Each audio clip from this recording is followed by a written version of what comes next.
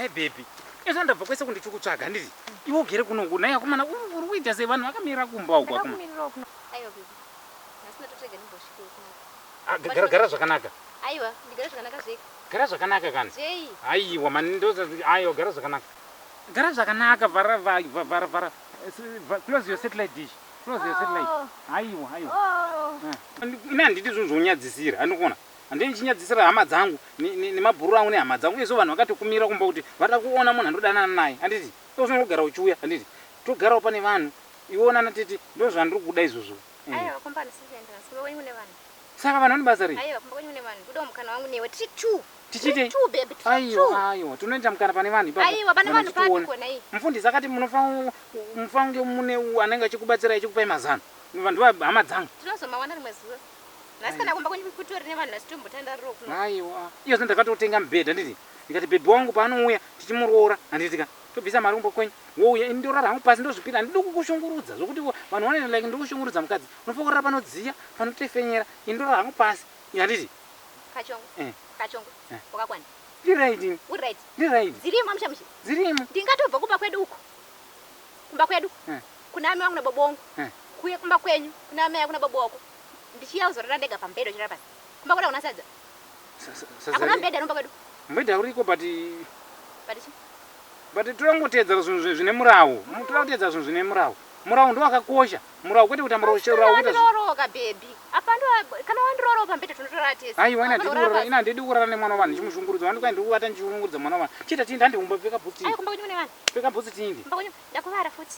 Ukuvara Ndabaiwa nemunhu. Nemunzo? Wavunika ipapa. Wavunikira mukumba? Wavunika ndabaiwa. Wadi kupfeka bhutsu? Aiwa.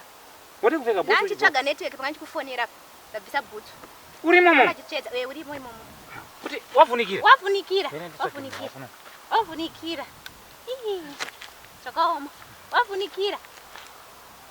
Aiwa baby gara zvakanaka mani. Aiwa gara zvakanaka mani. Ndokusiya une mumwe wako usina kutumbura we. Ndina gara zvakanaka. Urandione chi ipapo? Aiwa gara zvakanaka. Handidi zvinhu zvonyadzira mani. Gara zvakanaka. Saka tichaziva rini?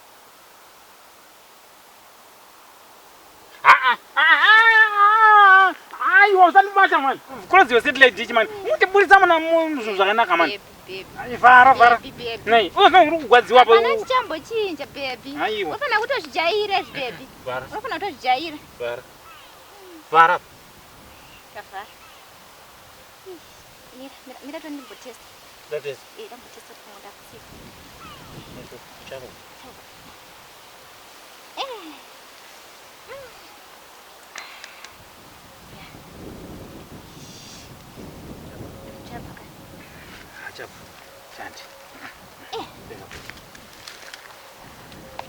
Aiwa, usaita izvozvo vanhu handizvidi vanhu. Anokwanisa kundita ka. Aiwa mani. Aiwa. Nei, unditei. Unditei. Handizvidi. Nei. Pfeka bhutsu. Nei, unondibata rei? Handidi kubatiwa. Nei.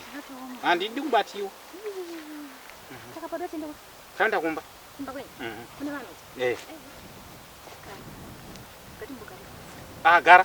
Inda kuenda hangu. Gara. Inda kuenda hangu. Sara hako iwewo hausi kuda zvekuenda kumba. Inda kuenda kumba. Nai baby. Aiwa. Ndedza ndini. Nai baby. Aiwa baby. Baby kani? Sidzoka unditore. Aiwa Sara. Zvakaoma shu. Kuratidza kuti munhu waiko. Uyu mwana uyu zvakaoma. Ungatoona mukomana pakuita sei? Haana kana chanomboziva ndamuratidza. Kana kuti action. Zvotomubhowa. Kana ndakanzi handitora mba macho tori dambudziko chero. Ava ndo varume vanozourirwa navakadzi.